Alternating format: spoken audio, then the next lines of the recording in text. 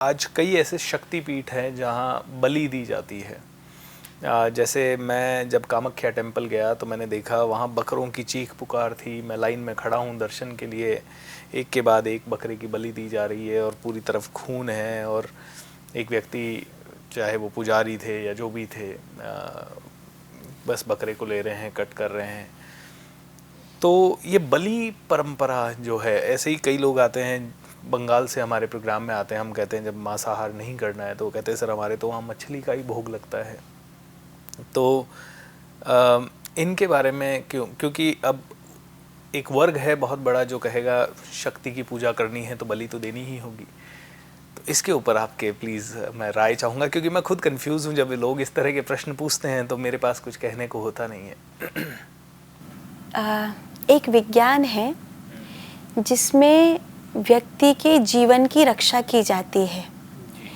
जब व्यक्ति के जीवन की रक्षा की जाती है तो उसे बताया जाता है कि ये चीज़ें शुभ होंगी और ये चीज़ें अशुभ होंगी। आज मेरे ऊपर कोई विपत्ति थी, लेकिन मेरा जीवन ज़्यादा ज़रूरी था। तो क्या किया गया, प्रकृति ने मेरे जीवन को बचाने के लिए किसी और जीवन को ले लिया। जैसे राजा को बचाने के लिए मंत्री अपने आप को दांव पे लगा देता है, मंत्री को बचाने के लिए एक सैनिक अपने आप को दांव पे लगा देता है। पूरी सेना कहेगी कि हम खड़े हैं, महाराज आप निकलिए, जबकि उस सैनिक का जीवन भी उतना ही महत्वपूर्ण है।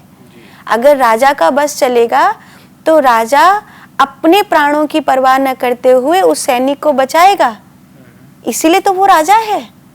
लेकिन सब जगह ऐसा नहीं होगा। कहीं ऐसा होगा जहां राजा को बचाना जरूरी है तो वहां सैनिक कहेंगे महाराज आप निकलिए। वही राजा जो किसी सैनिक को मरते देख रहा था, वो प्रजा का आम आदमी था, उसको मरते देख उसने अपने आप को कुएं में कुदा दिया, अपने आप को नदी में कुदा दिया उसको बचाने के लिए। लेकिन आज वही राजा है और सैनिक कह रहे हैं कि महाराज आप निकलिए, आपका बचना ज़्यादा ज़रूरी है। तो ऐसे ही एक विज्ञान जब चलाया कि किसी व्यक्ति के जीवन के लिए किसी अगर व्यक्ति को दांव पर लगाना पड़े तो लगाना चाहिए। तो उस समय जब शक्ति की उपासना होती थी तो एक व्यक्ति है जिसकी आयु समाप्त हो रही है, लेकिन इसका जीवन संसार के लिए ज़रूरी है, तो उस व्यक्ति के लिए उस जीव को किया जाता था। लेकिन अब क्या हुआ, वो बलि प्रथा के रूप में प्रचलित हो गई। वो फिर राजाओं के पास आई, धीरे धीरे राजाओं से मुगलिया सल्तनत के पास आई, मुगलिया सल्तनत से फिर अंग्रेज़ों के पास आई, अंग्रेज़ों से होके फिर हिंदुओं के पास आई।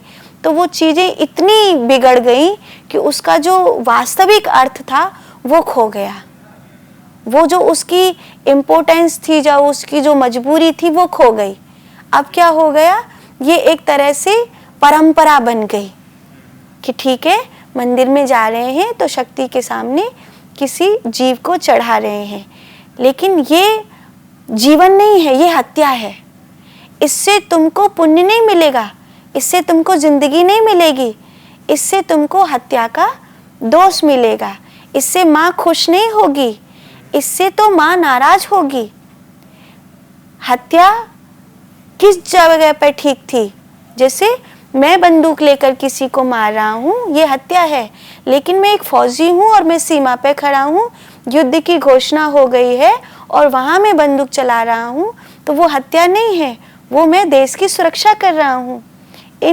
मारा मैंने तभी भी, मारा मैंने अभी भी, लेकिन इन दोनों बात में कितना अंतर है, बहुत फर्क है। इन दोनों बात में बहुत अंतर है। ऐसे ही जो मैं जाकर मंदिर में बलि चढ़ा रहा हूँ और मेरे जीवन को बचाने के लिए किसी जीव ने अपने आप को दे दिया, इसमें बहुत बड़ा अंतर था।